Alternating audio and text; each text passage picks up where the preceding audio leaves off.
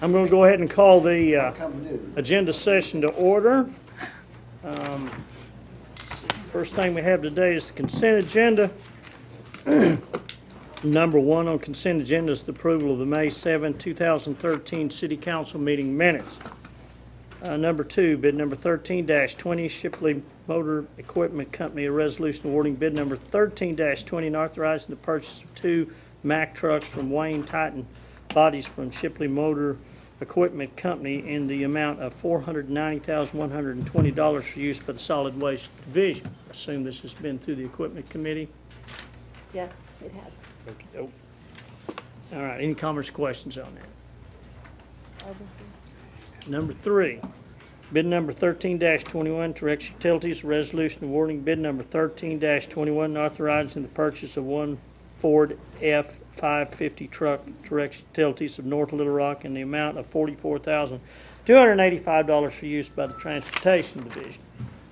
All right, number four, bid number 13-24, Terex Utilities, a resolution awarding bid number 13-24 and authorizing the purchase of 1 Ford 550 truck from Reading Body and Auto Crane from Terex Utilities of North Little Rock in the amount of $72,660 for use by the Parks and Recreation Department. All right, Jesse, I'm sure all these have, Been through the equipment committee, All yes, right. sir. If there's any questions, yeah. Any comments, questions on any of those? Okay. Number five, bid number 13-27, Rarick Pacific Company, a resolution awarding bid number 13-27, authorized contract with Rarick Pacific Company. Did I say that correctly? you said it correctly. All right. In the amount of $40,450 for the purchase of curbside recycling bins and lids, and approving continuing purchases as needed for the next 5 years pursuant to bid price adjustments. Yes. Good afternoon, Mayor, Council. This bid is for recycling bins, 18-gallon bins for our curbside program. The Rarick Company was the lowest responsible bidder with this bid. Now we are giving out 2 recycling bins to residents that when they move into a new unit, they can get 2 bins. We are trying to do our education program to encourage the recycling of containers, bottles, cans, things of that nature in 1 bin, and paper items in another bin. That helps speed up our process at the curb, and it also gives more capacity to the homeowners for their recycling at their home. We also give out 2 bins to businesses when they sign up for the recycling program, and we do this in hopes of increasing participation. So we're going through a lot more recycling bins than we have in the past. And so this is a lot larger number. It was budgeted in our account, but it's a lot larger number that we have had in the past. And so this is why it's coming to you for approval. So when your bins wear out or get broken over time, then we can come back and get another bin? That's correct. They can bring in the broken one and we can replace it. We having trouble with the microphone? The laptop is blocking his sound, so if you just move it over. Sorry. Okay. How's that? But our citizens, if they have a broken recycling bin, they can come in and get 1 or even 2 more. You'd like most households to have 2 recycling bins? We are now giving out 2 to the homeowners in hopes of increasing participation and make it easier for them to recycle. So if they bring in broken containers, we will replace them. Okay, Sarah? So for residents that currently just have 1 bin, can they call and get a second one without incurring an additional fee? Yes. Oh, really? Thank you. Good.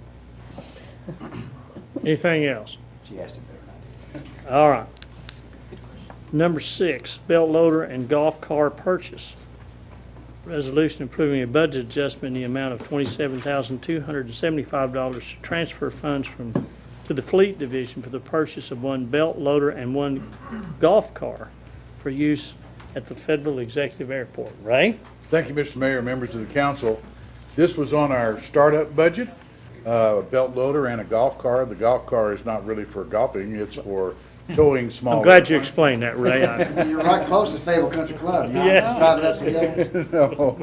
No. Essentially, it comes with a hitch, and we use it to move small airplanes, and it is electric, therefore we're saving fuel, and we feel like we're being very good for the environment. And so it's an excellent piece of equipment, especially when you're going back and forth to the fuel farm, when you're going transporting passengers. And this item is to move the money from the airport fund into the fleet fund because they will maintain those for us. Okay, This went through the equipment committee as well. okay. Any other comments or questions? Yes, You can pull an airplane with a little golf cart? Yes, sir, all the way up to light twins. Really? Yes, sir. We can call this an aircraft cart. Yeah, I didn't know a golf cart. And you can actually put the passengers in the golf car and still move the airplane. Really? See, it's not like a golf cart. It's actually got seats, front and back seats. Right, it's got seats front and back, there's no place for a bag or anything. And it's actually a little bit stronger, and it has better extended life batteries, not life, higher, it put out more juice, Yeah. whatever that word is. Okay, great. well, okay. Anything else? All right, thank you. Thank you, Mr. Mayor. Number 7, bid number 13-28, Clifford Power Systems, resolution awarding bid number 13-28 and authorizing contract with Clifford Power Systems in the amount of $36,705.17 for EPA mandated modification to the Nolan wastewater treatment plant backup power generator. David? The EPA changed the rules. We have to make our generator comply with the new rules. This work is required to do that. The reason we have to comply with the new rules is because we use this generator in more than just an emergency backup mode. If it was only emergency backup, we wouldn't have to do the work. But using it as a power load shedding operation where we reduce our electric bill saves us a great deal of money every year and has ever since we put this generator in. So it's essentially, it's an essential repair. Questions for David on this? Okay. Number 8, Prism Education Center lease agreement, a resolution approving the community development block grant public facility lease agreement with Prism Education Center for 10 South College Avenue. Yolanda? Okay, we advertised this property. It's part of our public facilities leasing program. It used to house the free clinic on College. We had one application, which was Prism Education Center. We currently also lease the property that we have on Razorback Road. They have been doing a fantastic job. So we would like the lease approved, and we have the executive director, Misty Newcomb, here, should you have any questions about the program itself. Any comments, questions, council? Is this going to require any modification of the facility? Slight modification, not anything drastic. So we're still within our requirements for the rehab that we actually conducted years ago. Thanks. Okay, thank you all. All right, number 9, Building Performance Institute class reimbursement, a resolution approving a budget adjustment in the total amount of $1,195, recognizing reimbursement revenue for a Building Performance Institute class from Northwest Arkansas Community College. This is a reimbursement recognizing program income for CDBG. We had paid out an amount for our travel and training. Individual could not attend the class. We actually received a reimbursement. It was recorded into the accounting system. It was receipt number 130058811. The check number that we received from Northwest Arkansas from NWAC was check number 483246. So we're just recognizing program income. Okay? Any questions on that? Okay.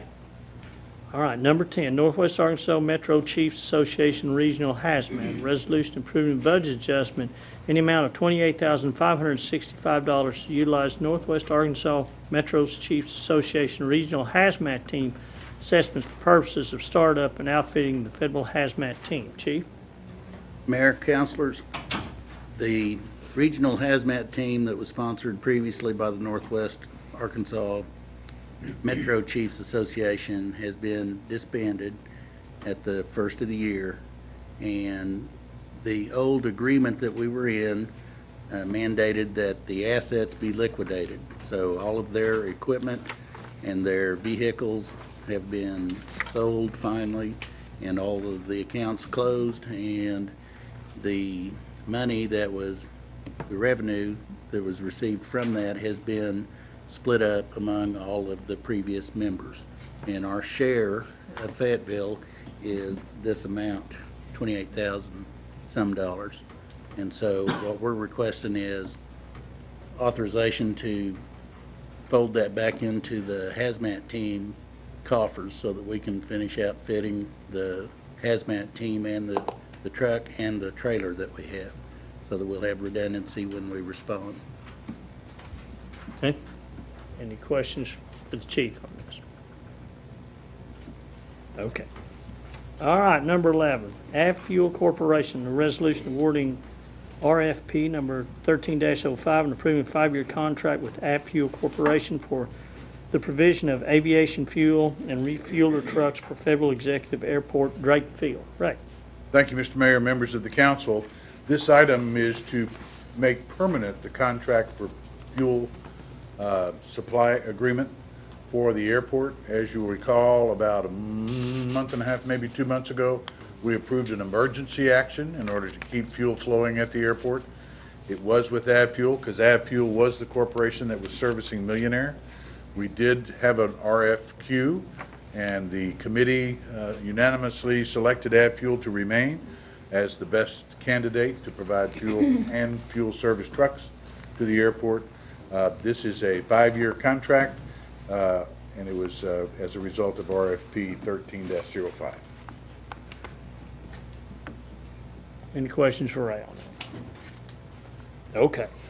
All right, number 12, Keep America Beautiful, UPS Foundation Grant, a resolution authorizing acceptance of a community tree planting non-matching grant from Keep America Beautiful and the UPS Foundation in the amount of $5,000. Right? Good afternoon. This is a non-matching grant to support community tree planting projects. As you're aware, Arkansas ranks first in the nation for food insecure households, with 37% of Washington County children food insecure.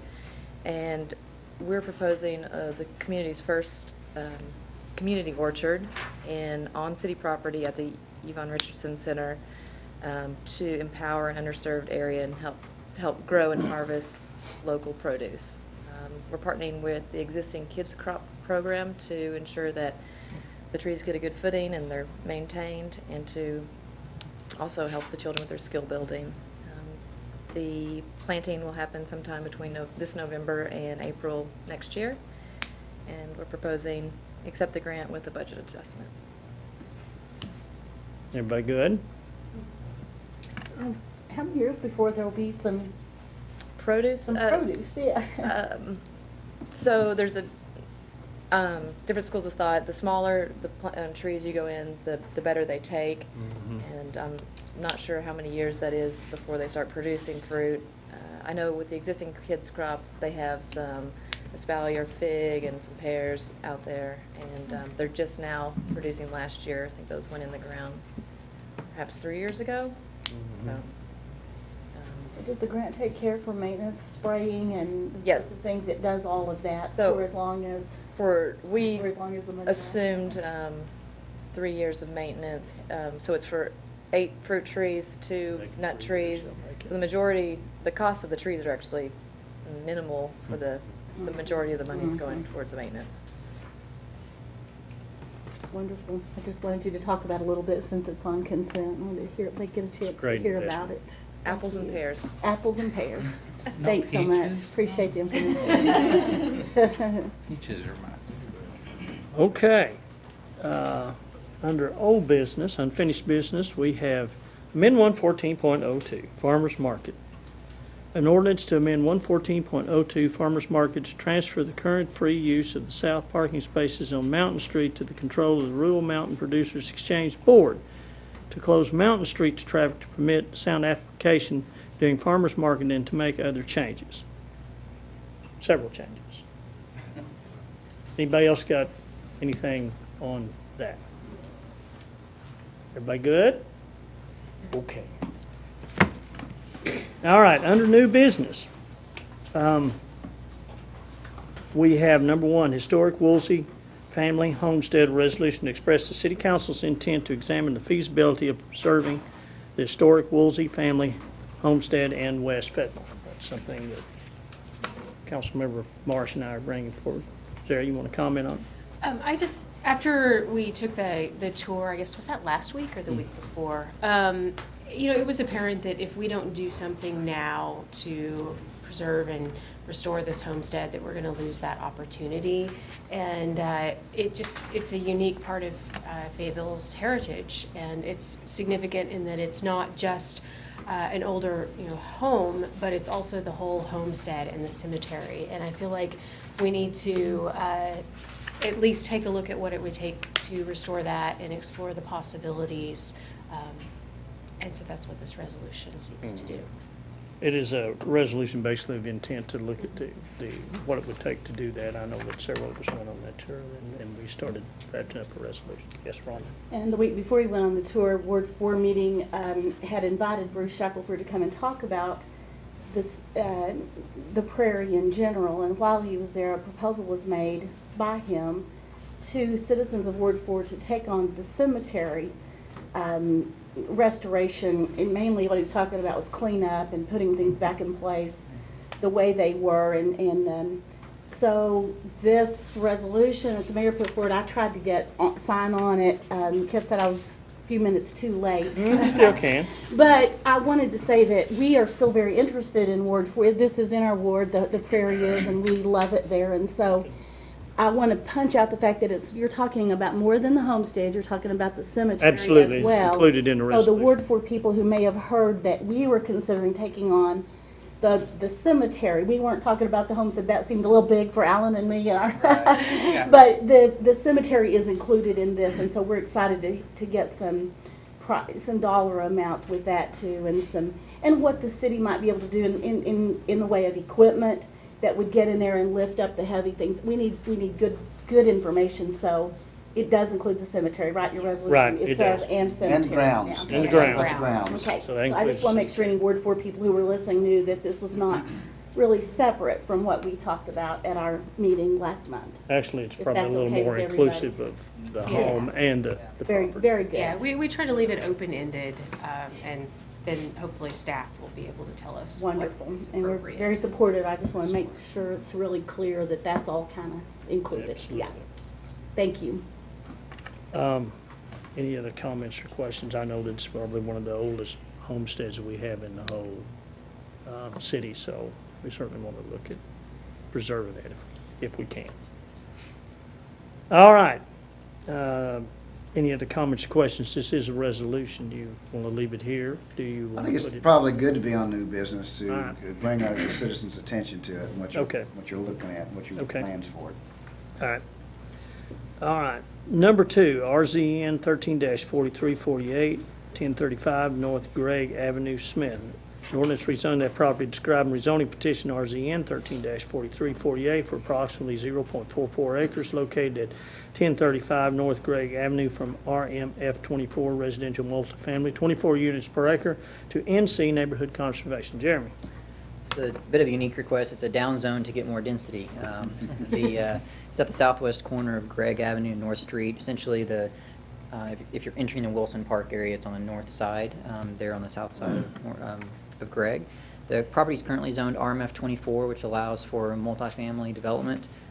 This particular developer would like to develop single-family development, however, and they would like to have one more home than our RMF district would allow.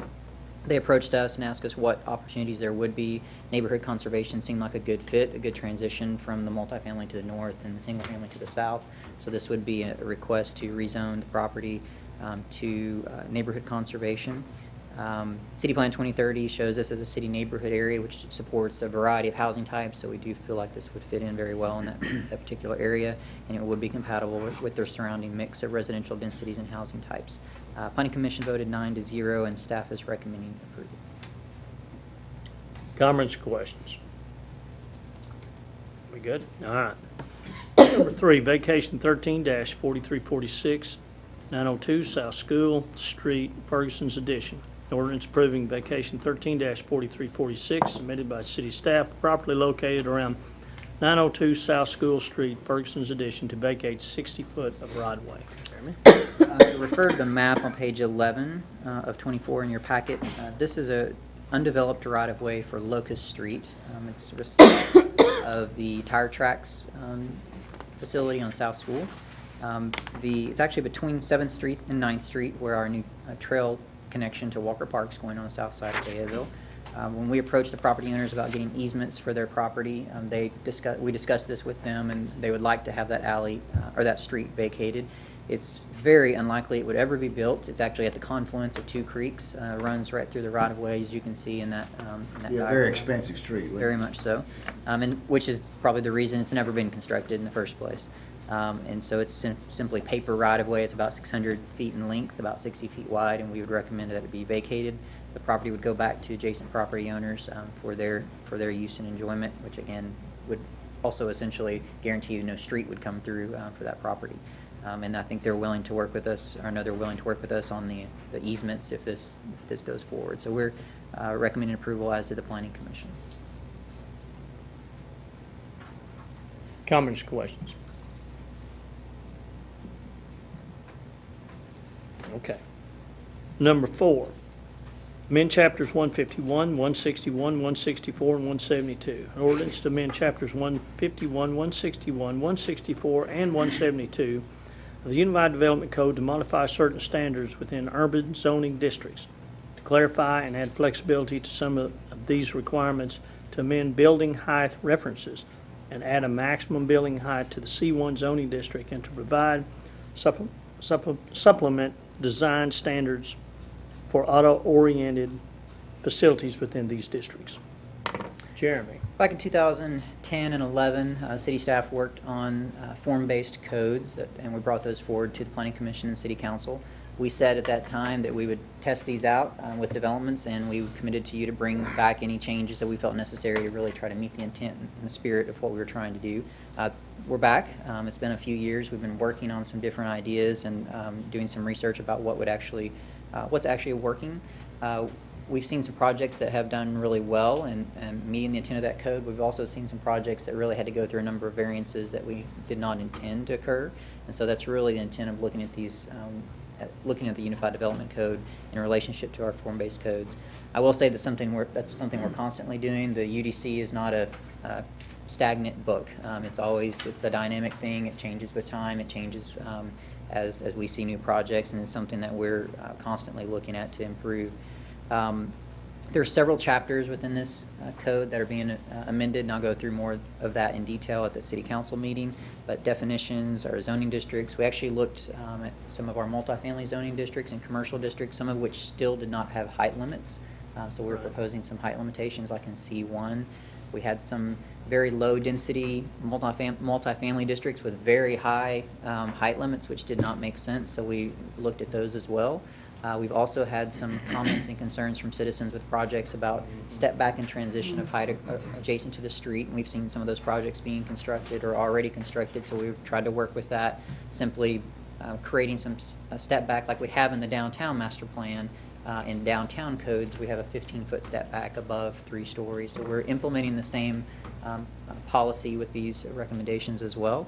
And we've spoken to some of the developers over a lot of the projects we've seen, more urban projects, and I think they support those concepts as well.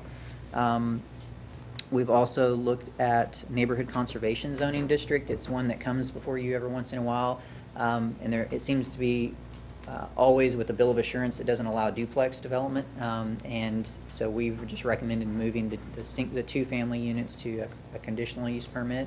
It's not a guarantee that that won't happen, that it won't get approved, but it's at least one step that we could add some conditions relative to the design standards, for instance, if that were to happen. We've also created a new section within what we call supplementary district regulations.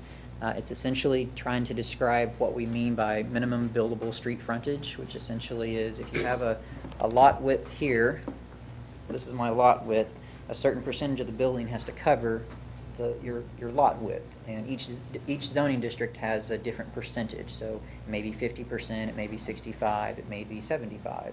So we've tried to describe that and actually diagram it within our code.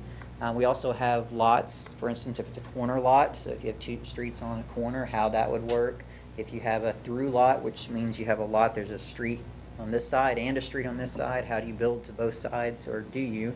And so we're trying to describe that and actually diagram it within our code. I think those are much more legible and understandable if you read through that section. That's a brand new section, so certainly encourage you to look at that closely. And we've also created, out of some of the discussions, a standard for auto-oriented facilities, like gasoline stations and convenience stores, drive-through facilities. And so that's, again, a brand-new section that we've created. Again, these are only for when someone chooses to develop within a form-based district. It's not citywide, it's just within our form-based codes. If they choose to develop within that, these are the standards they would have to meet there. And then lastly, we've added a few exceptions, single-family uses, existing site constraints, interstate highways. Fronting an interstate highway really doesn't make sense, but it's still a public street, so just clarifying that. So things like that. So I'll make a more in-depth presentation about each one of these different sections of the code at our city council meeting.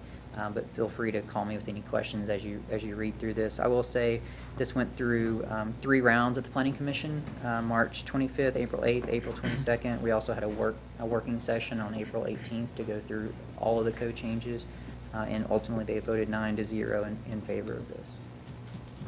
I think it's a real good looking document. Y'all can read it and tell me what you think Tuesday. Or you probably already read it, but I'm just saying.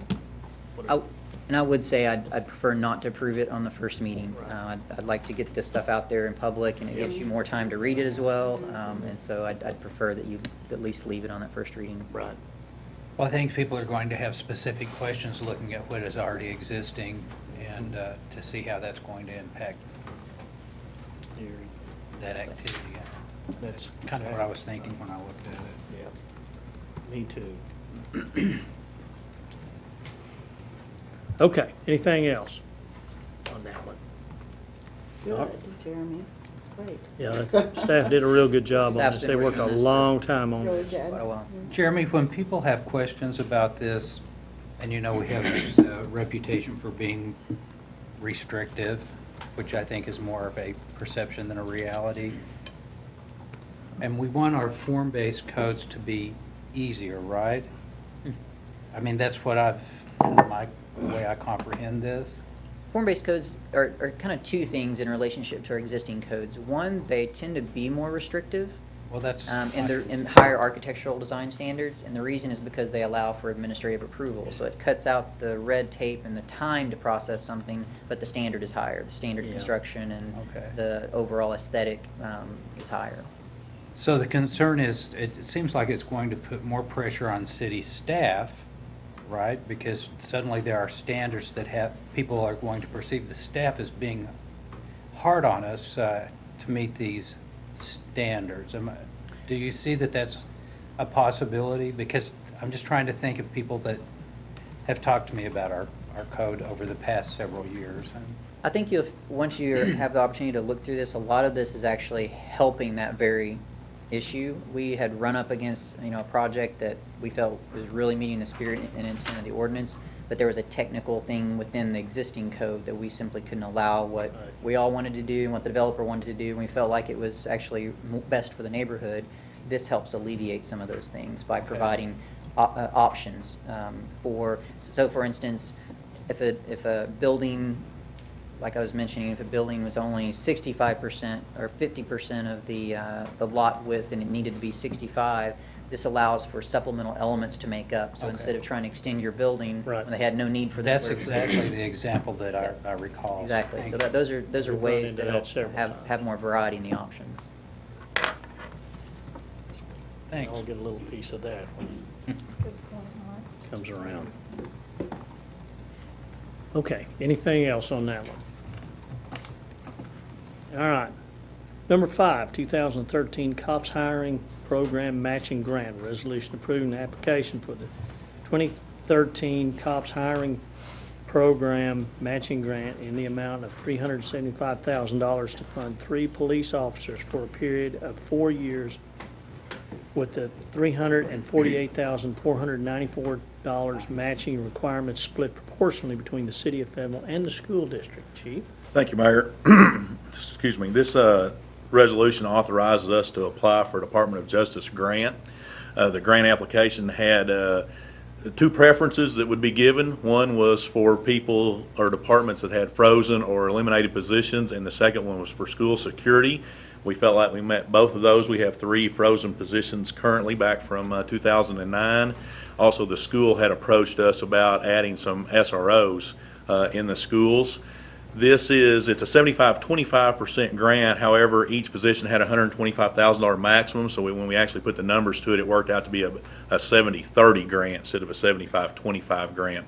What we done is we calculated the total match number, that's at $348,000, and then we calculated how much time they would be working for us and how much time they would be working for the schools, and that's how we come up with the schools portion of the match. I do have a letter from the superintendent in support of this and in support of them matching their portion of the match. How much is their portion? Their portion out of the 348, their portion is approximately 238, and our portion is approximately 110,000, and that's over the 4 years. And like I said, this is only authorizing us to apply. It'll be a whole different ballgame if we get lucky enough to receive it. Right. Comments or questions? All right. Thank you, Chief. Thanks, Mark. All right. Number 6, solid waste budget adjustment. A resolution approving a budget adjustment in the amount of $302,600 to provide funding from reserves for solid waste personnel training, additional roll-off containers, carts, and recycling containers. Jerry? Mayor, Council, just to expand on that a little bit, we're looking to pull this out of our reserve, and some of the things we're planning on doing with it is to continue our expansion in the recycling collection services at apartments. We're going to try something on the city square and the businesses. Also to expand our drop box program by buying more containers. Currently, we have 3 people on the waiting list. We've got every one of our boxes out. That business is booming with the construction that started back up, and we're trying to meet the needs there on that. Also, we have our warranties on our original purchase of our residential cards back in 2002. Those are expiring, so we're going to have to, up till now, the company has replaced them as they've been damaged, but from this point forward, we'll be buying those. And another thing we're doing is working through ADEQ apprenticeship training. We can have 20 employees go through that, which will add 20 more employees above the 7 that we currently have with facility operator license. That gives them background to provide advancement opportunities for them in the future. Also, we're doing wire tie training for our baler, which we anticipate quite a bit of more use out of that as we open up the Mary Norton Recycling Center on North Street, which should happen sometime in June. So anyway, it will help us on that baler, and then the software upgrade part of it is to be able to adapt our computers to the new system Outlook replacing GroupWise. So I mean, this is a combination of all that. We're trying to meet our goal of trying to get 30% recycling in apartments and in multifamily. So we're just working on that as we further expand and decide what we're going to do later in the year with the recycling program. Plowing along. Yep. So, yes, Ron. So what, on the city square, what are you thinking? Probably let Brian address that. Yeah, That's his project. we're looking at recycling containers start off on a square.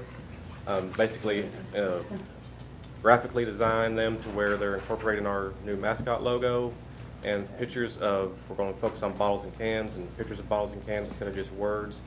Something that's very aesthetically pleasing to the square area and provide recycling there so the public can use that and hopefully get a lot more materials pulled off the square instead of having to trash them.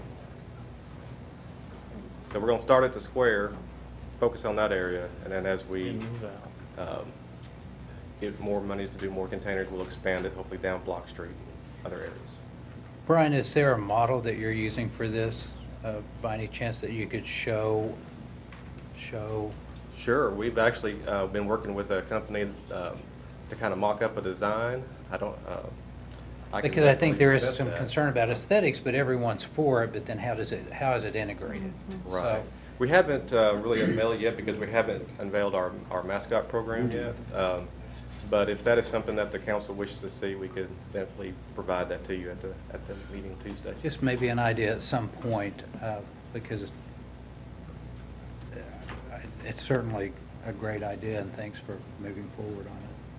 One of the ideas I had was basically with the construction of the North Street drop-off, the Mary Norton drop-off, to kind of have a kickoff of our education campaign at that point. Hopefully we'll have our mascot costume in at that time, and I was hopeful that we would have one of these containers that we could have out there when we do the kickoff event, kind of show the public what will be presented on the square. Yeah, and I think to that point, that's why I asked about the square, because I was wondering, how big it's gonna be and how much it, like the bicycle racks are so cool and cute and funky, but then you think about, and I don't think we just wanna get a lot of public input on what the recycling containers look like, but I have been places where they sort of jumped out at you, and other places where they look like, they were part of the plan, of a big plan, and so I don't. Yeah, I really believe that's the key to educating people and letting them focus in on knowing that those are recycling containers, if they're graphically done in a way that when you look at it, you see bottles and cans. That's what goes in that container. They're sized similar to the trash cans, so they are next to the trash cans. So when you have something to dispose of, you have a choice of choosing a container. But they're separate from the trash cans? They would be Like, separate you're not from planning the- to replace the, Right. they won't be a one unit. Right, they will be separate. We had one unit containers on the square about 10 years ago. Yeah. And that was pretty much a disaster. Yeah. So this is another attempt to provide recycling, but do it in a way that we can educate the public at the same time. A lot of contamination when we did that. It was very contaminated. Yeah, very contaminated. Can you tell us a little bit about the multifamily recycling containers? Sure. Those are source-separated 6-compartment containers. We are recycling cardboard, mixed paper,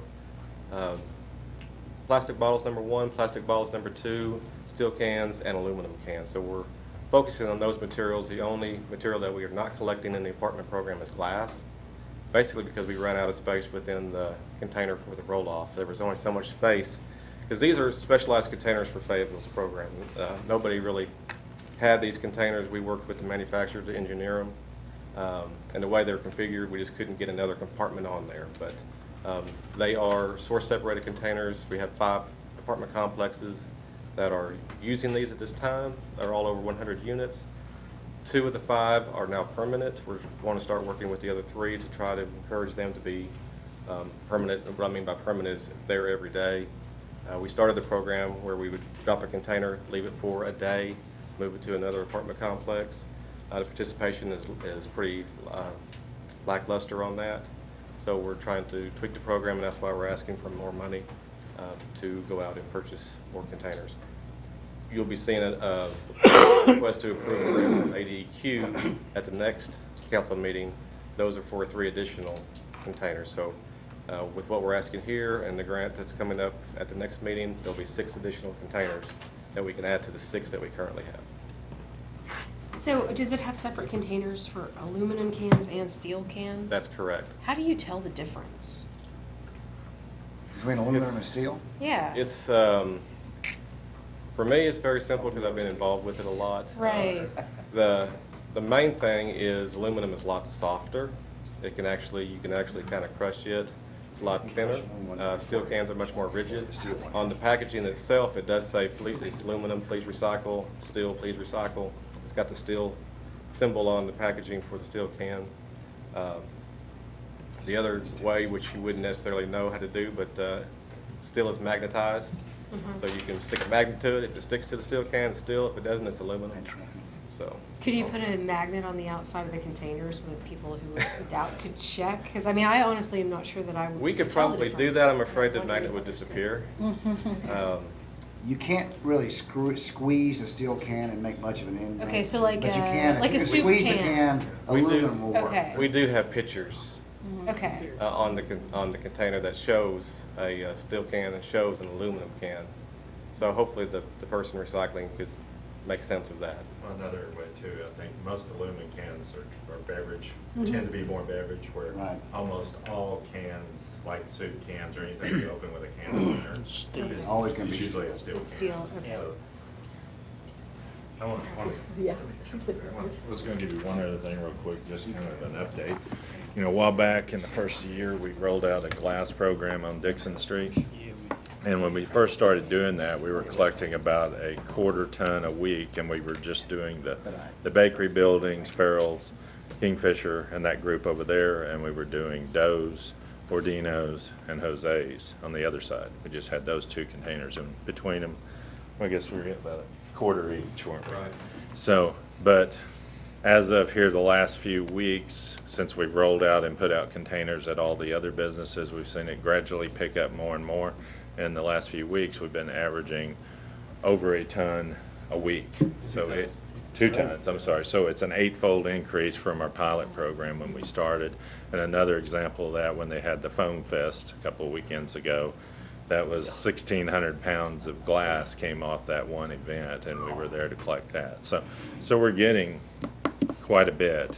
And tell me if I'm wrong, I'll calculate here. So we're getting 2 tons a week, which is about 8 tons a month. And didn't you say we were getting about 20 ton? How much per? We typically move out about 24, 25 tons a week. of glass. And that's from the homes. So we're getting about a third in a month from Dixon Street that we were getting in the homes. We were getting about 24,000. Now we're getting, or not 24,000, 24 tons versus 8 tons. So it's made quite an increase of what we're pulling out of the waste stream. I'd like to add one other thing to that. We just received word from Ripple Glass that we are receiving our donation of fiberglass insulation. If you're familiar, Ripple Glass has a contract with Owen Corning. Owen Corning donates the fiberglass insulation to communities that recycle with Ripple. Typically, these go back into Habitat for Humanities for the donation for that. We just received word that we're going to get 14,000 square feet of insulation, and we're going to pick it up Friday.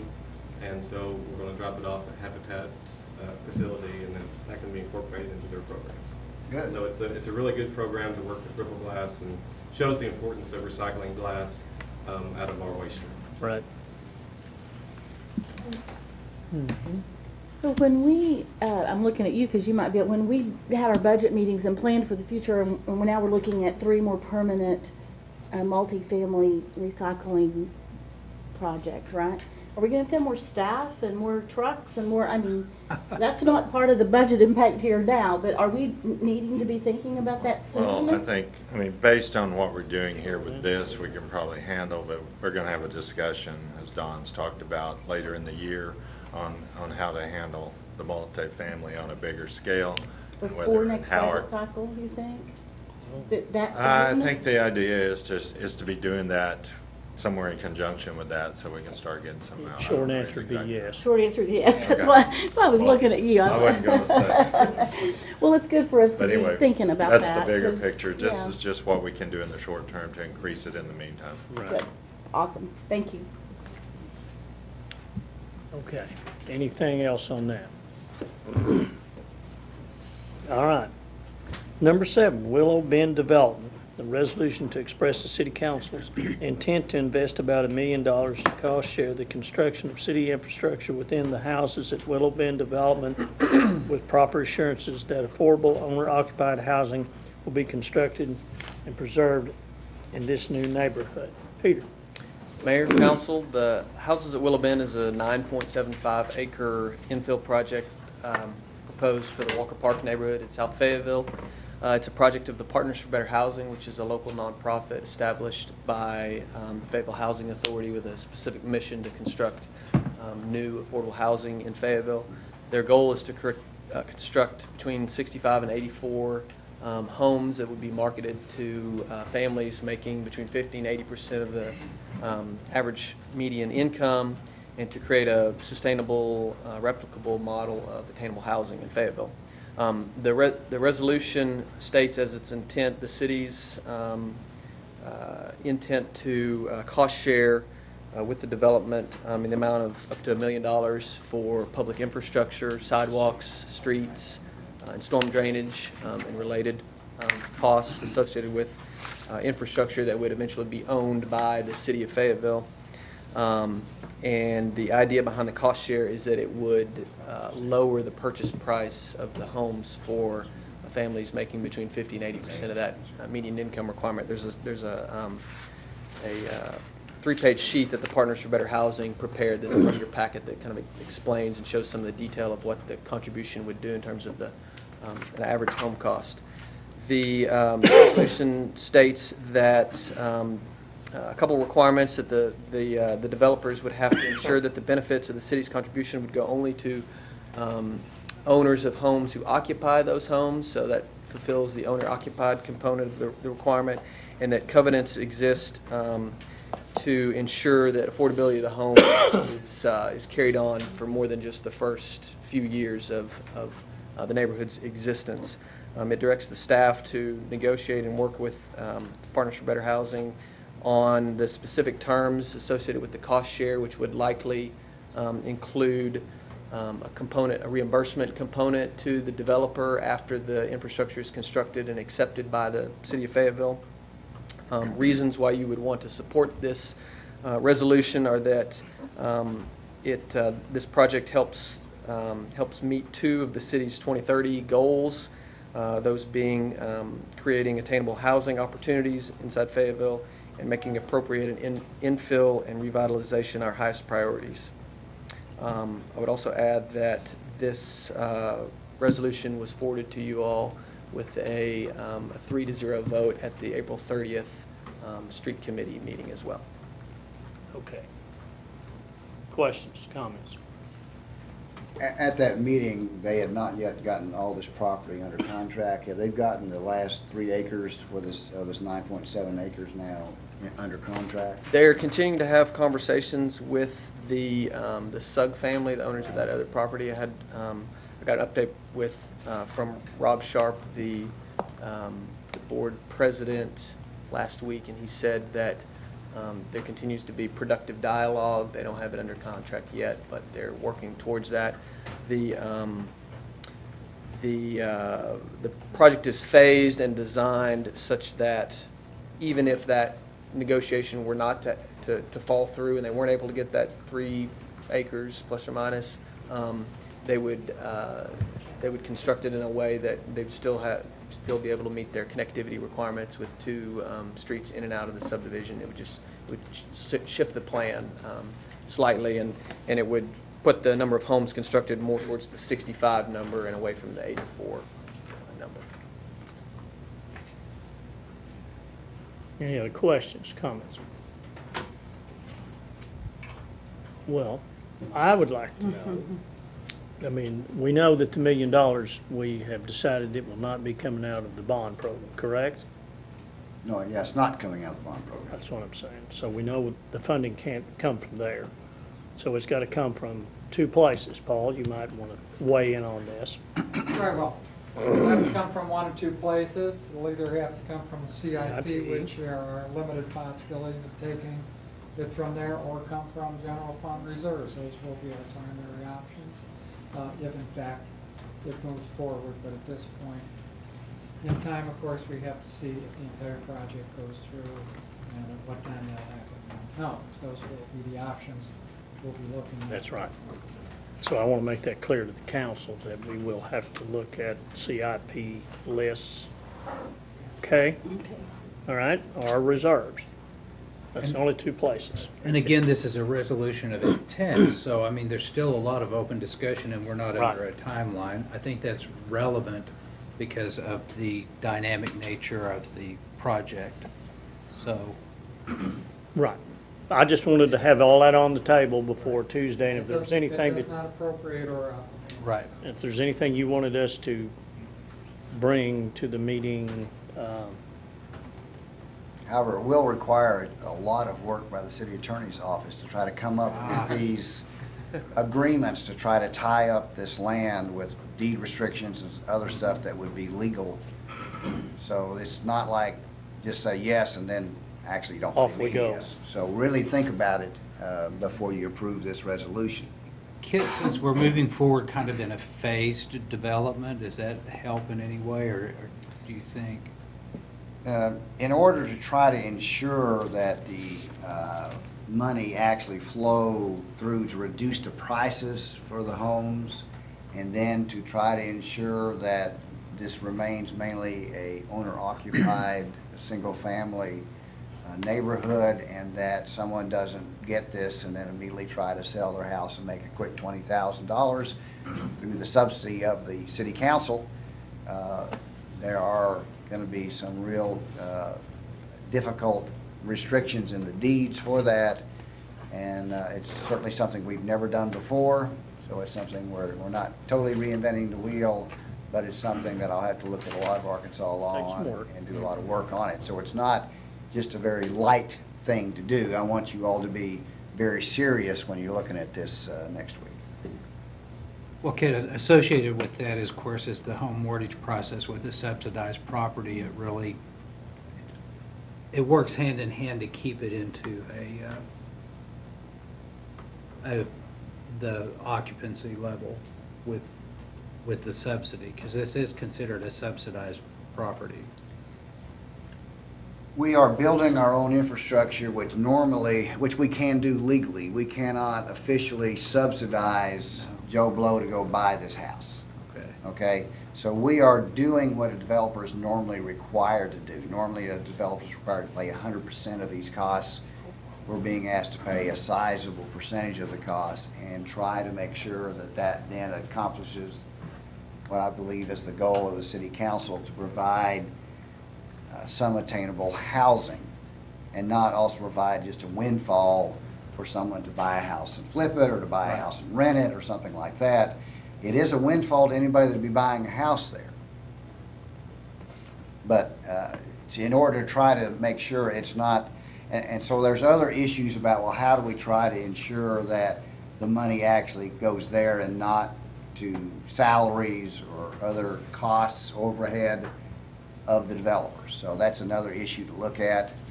Some of these things are not very easy to construct, how you try to ensure that your intent is going to be fulfilled. And all of it's doable. We're just going to have to work at it a little bit. It's not particularly something that will be just simply done, but it's doable. Okay? Do we think that the folks involved in the project will be there Tuesday night to answer some more questions as well? Yeah, I'm sure they will. There's some issues about the street design, where there might be some connectivity added in that wasn't on that route. Right, Matthew, didn't he talk about that? He did say that he had secured some property to connect a through street there that we'd asked some questions about at the street committee meeting. And then I think also the first sentence that you read today, I'd like to just say, was an infill project, and I think we, that's where we started from on the street committee, was talking about how do we support, as part of our city's mission, infill, and that was the first line you read today, I believe. This is an infill 9.75 acre infill project. So I just Park like to neighborhood. throw that out there for us to keep in mind as well, because on the street committee, we talked about those things that. Yeah, the connection you're referring to is east to Wood Street, and Yes. Rob Sharp told me he was did have. working on that He's at had the a couple time. conversations with, I can't remember the property owner to the east, but about making that connection, and there's been some positive feedback on that. And I believe the resolution actually states that the contribution would go to infrastructure in the project or nearby the project. So that would allow for that, a connectivity piece, adjacent to the. And I think some of us thought on the street committee that was an important consideration, that it was more than just this, the inside of the project, but also some connectivity that the city could, there was other benefits here to people outside of those who would buy the home. So just a few things for us to all be thinking about, from, if I'm correctly passing that on, Matthew. Okay, you've been taking exams and not thinking about this today. Huh? Thank you. Will the Partners for Better Housing will they give us a presentation on this development? I mean, some of us have been following it, but it'd be nice. They really should. They should give a full demo. I mean, they gave a little bit of a presentation to the street committee, if I remember correctly. They've given a full presentation to the council once, to the street committee a second time, and then they've been to the street committee, I think, 3 more times after that. Yeah, they were here at agenda session I think glasses. I think this is probably worthy of a city council meeting, though. Okay. Yeah, I mean, this is $1 million. That's why I was asking if he would be there, at least we could ask questions and, And the only reason I bring this up is that if it's not coming out of the bond, it comes from two places. Now, when we talk CIP, there's projects in the CIP that we will have to bring a list that we will change in the CIP budget, correct, Paul? Correct. I mean, it's, That's correct. we got X amount of dollars to Very, work with. I candid want you about to it. be That would aware. be pretty difficult for $1 million. CIP Yes. is not that huge, about $6 million a year. And we fund our overlay projects, our sidewalk projects, et cetera. So we look at that carefully and see what we can do, but realistically, we would, I think, primarily be looking at the reserve situation. Yes, I think so as well. Okay, yes, ma'am. On that note, I just want to point out something that was talked about at street committee, which was to rearrange some of the way the bond projects are funded. Most of the bond projects, the biggest ones, are partially funded by CIP, even though they're majority funded by the bond issue. And what we originally talked about doing was just, in essence, doing a swap for those portions. We have more than enough funding from the CIP in those plans to be able to make up the difference if we consider that money to be fungible, which I think it is. So I think there's some flexibility there. Okay. Okay. So you guys would like to see a presentation next Tuesday as part of this discussion item? Okay. I'll pass that along to Partners for Better Housing. Okay. Thank you. All right, anything else on that? All right, number 8. Amend Article 16 City Council Street Committee. An ordinance to amend Article 16 City Council Street Committee of the Code of Federal to change its name and provide additional areas for it to study and make recommendations to the full City Council. This was passed by the street committee. Yeah, at the last street committee meeting, we decided to forward the discussion to the council with neither a recommendation for approval or disapproval. I brought this forward due to conversations last year and early this year with other street committee members for a desire to codify what we already do, which is to review infrastructure, funding and construction plans within the street rights-of-way, and also to add transit to the list of things that we begin to consider. And that's been based, I guess that motive was based on the results of the transit election recently and the new activity that's been going on with Razorback Transit and Ozark Regional Transit. Okay, anybody? Yes. We've talked about it a little bit, but I have a potential amendment for this that Kit's working on. It's minor, very minor, but I'd like the opportunity to discuss that with you sometime between now and the council. Well, now would be the time. You can do it now or at the city council Well, I meeting, was not suggest we have otherwise. set up another meeting, but this particular amendment would be just to, when it talks about the street committee looking at recommendations to the council on trails, just being specifically trails at major arterials and major street intersections. And because the Acton Transportation Committee that I chair also looks at that. And I'm sure that any amendments brought forward would be put in the boxes, the alderman, is that correct? Or how do we go about that? If you wanted to, you could give that to Sandra and have her just include that as other information on this item. Would that be satisfactory to everybody so you can see what he's talking about? Yeah, press, of course. So you can put that as just additional information under this item? if we get it, Okay. Well, since it's an ordinance, we have 3 readings. Yes. That's true. Oh, yeah. We have some time to look at some Oh, sure. possibilities. That's true. Sure. All right, anything else on that?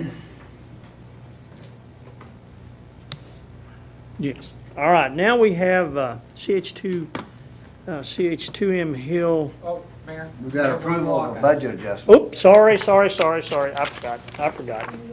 Yes, this is Rogers Drive again. That's why Chris is here. We didn't lose Rogers Drive. No, we Only didn't. half of it. We're just going to lose a little bit more money. Yep. Go ahead, Chris. In front of you is a budget adjustment. At the council meeting in April, the council did approve waiving competitive bidding, so we go ahead and expedite the bidding process. We've done that. We received 3 quotes from contractors. The low bidder was about $329,000. Unfortunately, the budget adjustment that was approved at the council was only for $250,000. So we're coming back again to ask for an additional $110,000 to cover this bid amount, plus a contingency amount of about $30,000. So that's the proposal that's in front of you. Kind of straightforward, so I don't know what else to tell you. That's what we got the bids on for. This is a resolution. So when we met with the neighborhood, they were wanting a sidewalk. Is that included in this? The contract with this contractor will just be to repair the slope, build the wall like we talked about, and basically get the area ready for a sidewalk. And then the city crews, transportation division will be back in to finish the roadway and do the sidewalk. And I think a lot of that, Sarah, will depend on what you all want to do. We're going to be putting about $1.5 million in sidewalks, and I know the street committee and y'all will be reviewing those and deciding kind of where you want to put the sidewalks. Which side of the street were they talking about the sidewalk? Well, it would be on the side that the south side, the side that the tanks are on. And then This would provide a grade and provide a space for a sidewalk, but right now there's really not a place for it because the road drops off directly from the road down to the slope. Yes. And then I also noticed that there was a contingency in here for trees, and I had received some follow-up communication from neighbors asking for a food forest along that. Okay. How would that, and they expressed interest in adopting that to help offset the maintenance costs. Is that a possibility? And if so, how would that affect the budget? I think we certainly could, I mean, if there are some different kind of plants, so there's basically the bid is $2,900 for landscape plants, so if whatever plants are available that you wanted to change, we have red buds and we have Carolina buckthorn, I think is the other, which is a shrub. So if they wanted to change those trees but work within that budget? Within the budget, then absolutely. That would be fine, yeah. Okay, thank you. Can I ask you just, I'm curious question, how many people live on this street? How many houses are there? There's a bunch. It's a. I was just curious, like, I don't know if a bunch is 5 or 25 or 45 or It's like 45. 45 houses? Figure, see, I know, but I would have guessed 15 or 20. I was just curious. 45 houses. You didn't get to the end, did you? Yeah, it's. No, is it? Yeah. I'm just curious. That little development. Right, yeah, there's quite a few houses down there. Is there any possibility of connecting another street? There are possibilities, they're not easy, they're not simple solutions. You have money, engineers can do it. It's a pretty, the terrain there's pretty, Yeah. you know, it's very Yeah. steep there.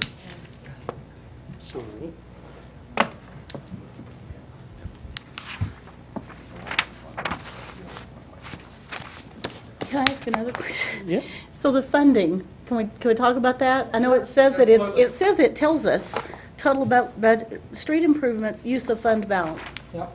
Can you talk about that for a minute? Sales tax capital fund, we're Okay. going to take part of the money out of reserves for the sales tax. That's where it's going to come from. That's what we usually take it for these types of projects. Remember, in the reserves, we usually use the reserves and we have them to meet immediate emergencies. And this is, in fact, I think we have to say an immediate emergency to do the repair. So that's what it is. It's reserves within the capital fund and the sales tax capital.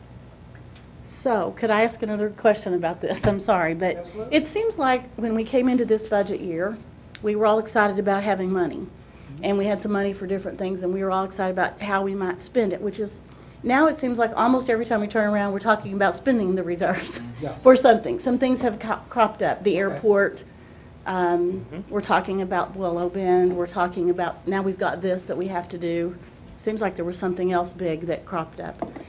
So I guess, I don't know how to know when we vote on, I mean, I know we have to do this. This is not a vote of whether we're going to fix a street or not, right?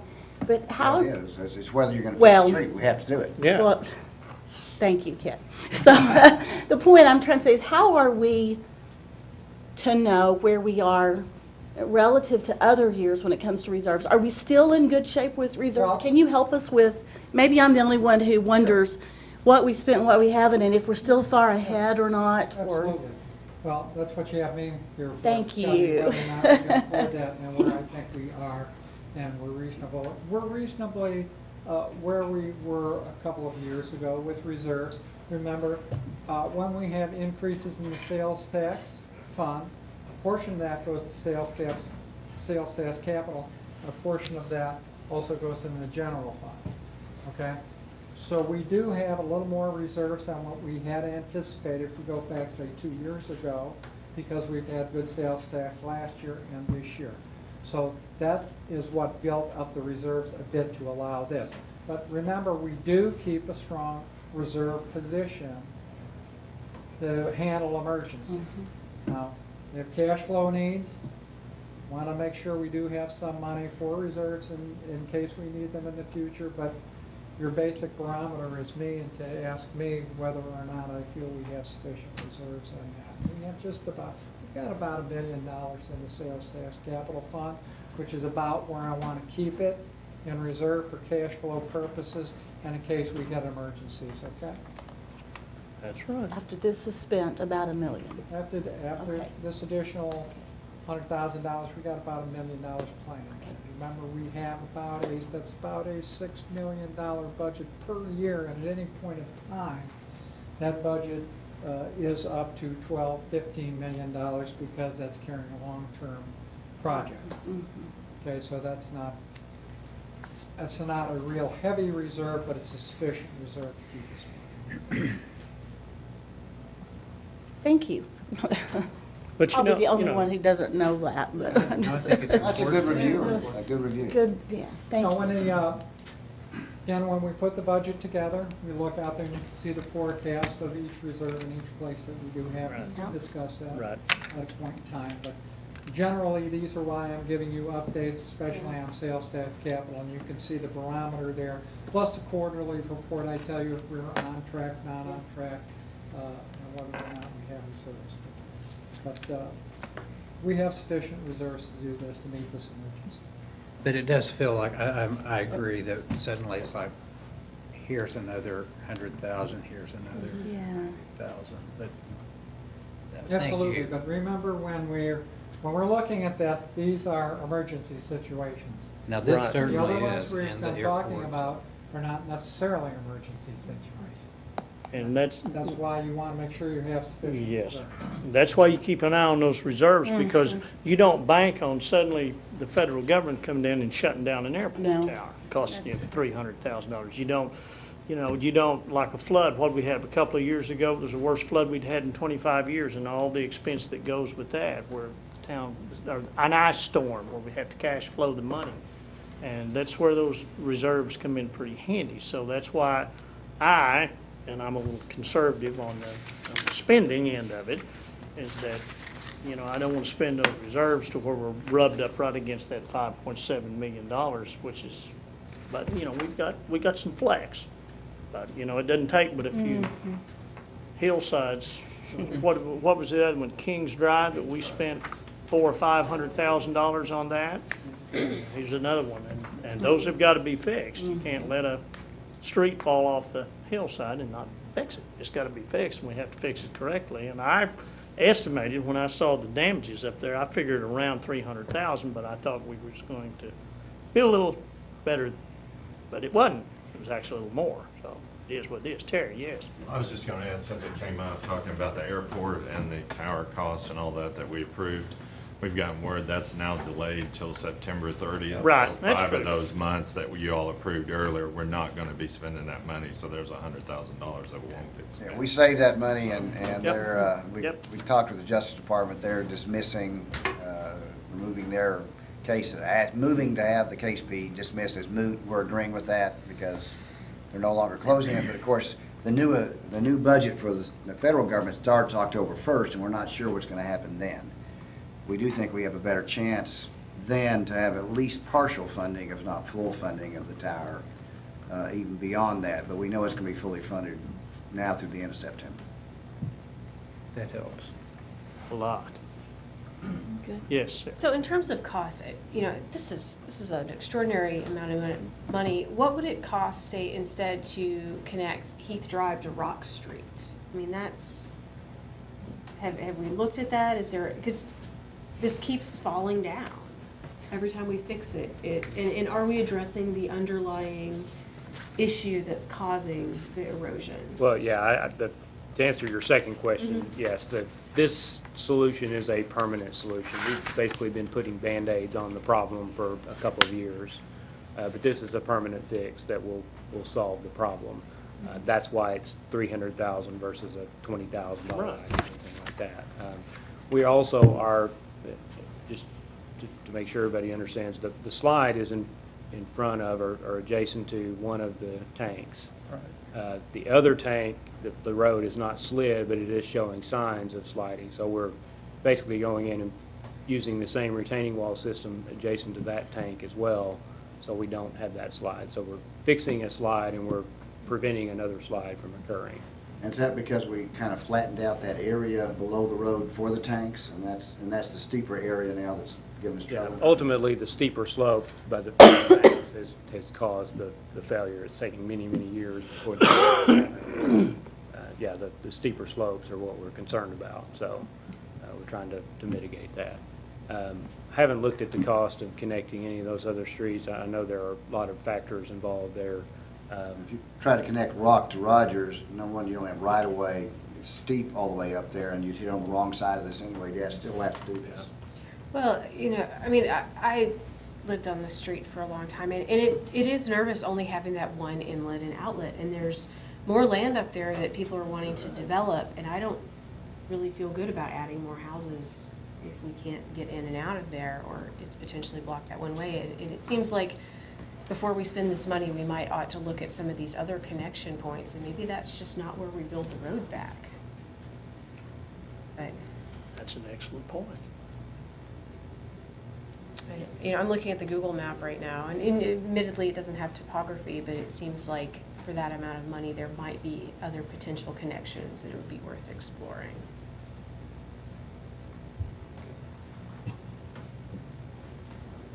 Okay. Anything else on that? And we probably couldn't explore that by Tuesday night, could we? I mean, are we gonna vote on this Tuesday night? Well, if you want to get Well, I mean, Rhonda, we gotta fix Rogers. I know, so I mean, We when don't you have say any choice. making considerations of rerouting, is that a possibility? Yeah. I mean, I guess it won't address the emergency, We've but got to still have to protect fix these it now, water right? Yeah. Right now, the water storage has got to be protected. We Yeah, gotta fix right the- now. We gotta fix this one. Right now. But, I mean, I like your points, but I'm just saying, I don't know that. yeah. I was just gonna make a statement if I could.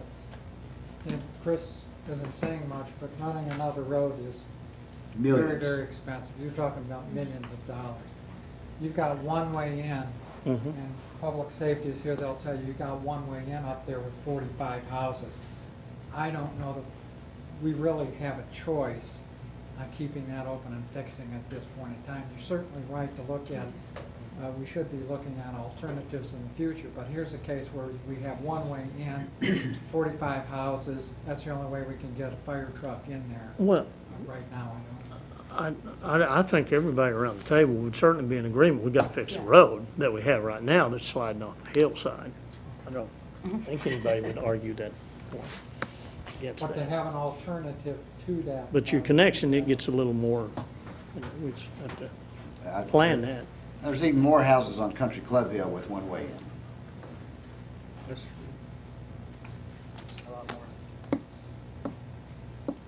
Okay, 15 more? all right. Well, we're going to add this, I assume, to new business. Is this a resolution or what is it? It is a resolution. I don't know. Try it on the other day. Do you want to leave it on new business? Do you want to move to consent? What do you want to? I prefer moving it to consent. It's got to be taken care of. I do too. Yeah. unless there's some other considerations we can know by Tuesday night, sidewalks, for example, or if there's, are there, I think my question was poorly asked, and that is, do we expect to have more information on Tuesday night than we have here tonight? And if we don't, then we ought to move it to consent, I would say. But if we think we're gonna have, you know, some new things to consider next Tuesday night, then we probably ought to wait and hear it. Well, I think like Paul said, that this issue needs to be resolved now. We have been looking at other connections, and certainly if a development occurred, we would look at additional connections. But if we made a new connection, then we still would only have one way in, one way out if we didn't fix this spot. So really, this needs to be corrected, and the additional connectivity issue also needs to be looked at long-term. But we really, gotta this fix needs the to be road done now. first. Yeah. So if we move this to consent, then we can later consider Oh, sure. trees and Absolutely. anything else that, Absolutely. But I just got to fix the road right now. I'd recommend that we move it. One other thing, I mean, when we talked to it, and we met up there with Sarah and talked about sidewalks and all that, I made a commitment, that we would look into that. It would Sure. just be a matter of if we want to do that immediately, then I'm going to be back at the street committee suggesting a change in our current plan for the year. Right. To do that, or otherwise, we'll look at adding that on into 2014 plan. So we have those two options to do it. I said we would look at doing it up there that night. So Right. that will be addressed. It We're just- certainly open to that, but right now. It doesn't need to be addressed as far as getting the road done and immediately open and stabilized so that we can get the traffic in there if emergency occurs. Because if we got a 6-inch rain, I'm not sure that would be there. Right. So, I think we should Consent would. start on it tomorrow. we're going to move on the road pretty Yeah. quick. I'm good with moving it to consent. Is everybody good with that? And then we can discuss the sidewalks and the trees and stuff like that. Yeah, as long Those are as there's good space points, yeah. allocated. No, great Yeah, points. yeah, as long as there's, yeah, as it's on there, yeah. Okay. Cool. So we move it to consent. Everybody good with that? Yes. And if you don't want, something occurs that you want to pull it off consent, you can, so. All right. All right. Now, we have presentation, CH2M. Have you enjoyed our agenda session? Yes, very much, very much. We have Billy Ammons from CH2M Hill Wastewater Operations Annual Report. I see you. Yep, and was I'm here. Oh, there she is. Yeah, and Billy. Want to turn on a So PowerPoint we'll here? turn you loose on that. Okay, very good, Mayor. Appreciate it, and council members, pleasure to be here. We will make this as brief as possible, I know, to keep going. I appreciate the opportunity to discuss what is of course, a near and dear subject to us. May not be the most principal subject y'all want to talk about, but it's what we deal with every day, of course, and it's a big part of the infrastructure of the city of Fayetteville and the work that you do to protect the environment here. So we did produce an annual report. All of you, I hope, got an electronic copy of that, and others if you desire it. We're just going to go over a few highlights of that. I want to talk about a few things that I think are of merit that others might be interested in. Always a concern is the flow situation. Last year was relatively unique. We had 29 inches of rain for the year as opposed to an annual average of 44. Wow. That has a big impact on our flows. So this was the lowest flow year we've had in a long time. So you see the system designed at 21.2, permitted, I should just put permitted design, and we never came close to that on a monthly basis. We did have some days that were pretty high, with some high flows in March in particular.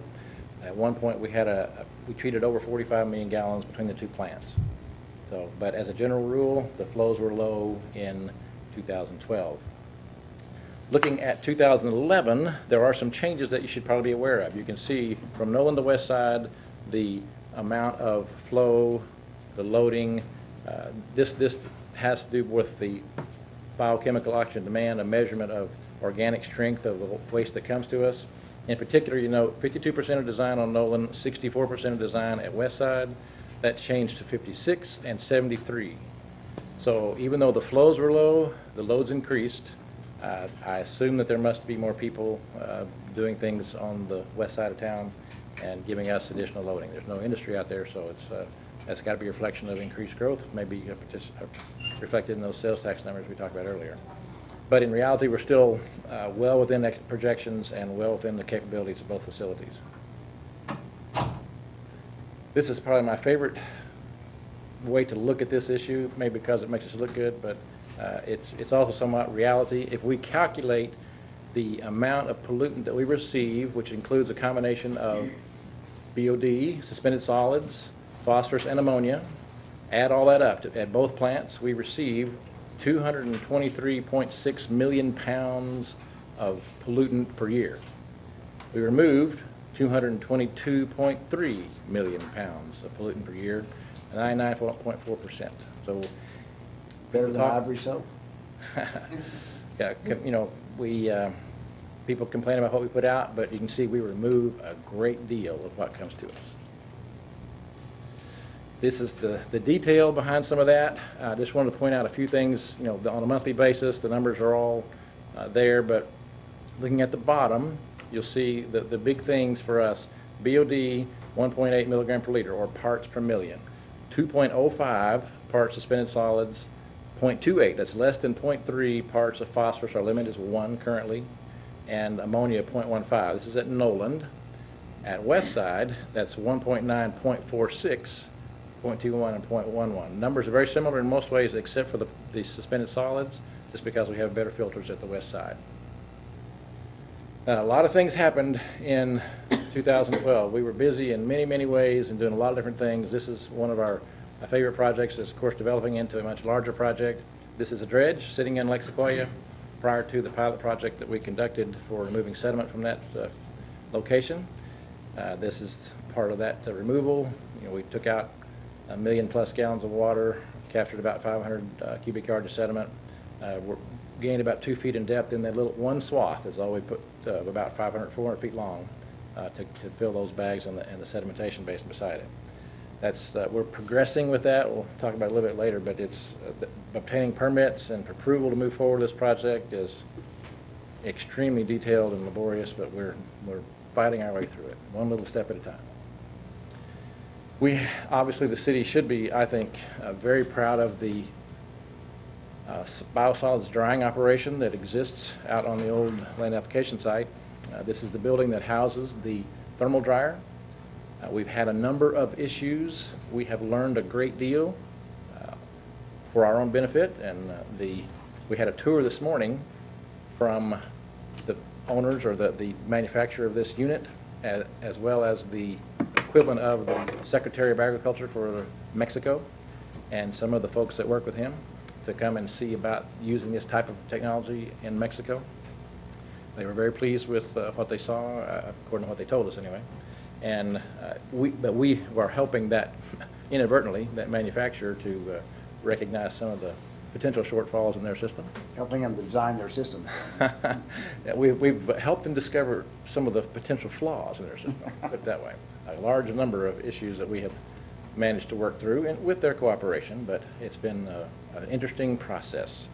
This is one thing we've added, is this whole setup on the backside, which wasn't part of the original design, to help remove, mitigate odor, and send it off a little higher so it doesn't cause a problem for our neighbors. In that same vein, we did the same thing with the solar dryers that are out there. If you visited the site before, those upturn units didn't exist. We've added them, and it has helped tremendously in helping the neighbors not to, when there are fluctuations in the way the process operates and a little bit odor escapes, now it gets a chance to be more diluted before it contacts anybody, and been very successful.